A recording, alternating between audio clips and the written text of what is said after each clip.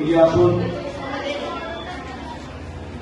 আমি সকলকে অনুরোধ করব, বিশেষ বাচ্চাদের বলবো, তোমরা এই অনুষ্ঠানটা ভালোভাবে উপভোগ করবে, নিজেদের মধ্যে কথা বলবে না, নিজেদের মধ্যে তোমরা কথা বলবে না, কারণ এই অনুষ্ঠানটা তোমাদেরই অনুষ্ঠান।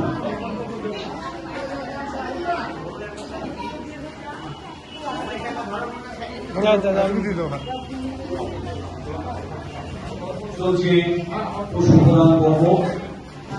কবিগুরুর প্রণামী। আমাদের ছোট ছোট বাচ্চারাও সমবেত হয়েছে, যার চেতনা এই ক্ষুদ্র ঘর থেকে ছড়িয়ে পড়েছে মহাবিশ্বে। বিশ্বের প্রত্যেকটি মানুষই বাংলার আধুনিকরণের রূপকার বিশ্বকবি রবীন্দ্রনাথ ঠাকুরকে জানেন। আমরা তার বিভিন্ন চিন্তাধারা নিয়ে আরো বেঁচে আছি। তিনি থাকেন আমাদের মননে, তিনি থাকেন আমাদের সুখে, তিনি থাকেন আমাদের আনন্দে।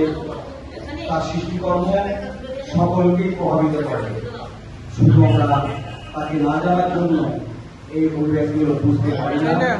আমরা সচেষ্ট হয়েছি ছোট ছোট ভূমিকা জানার।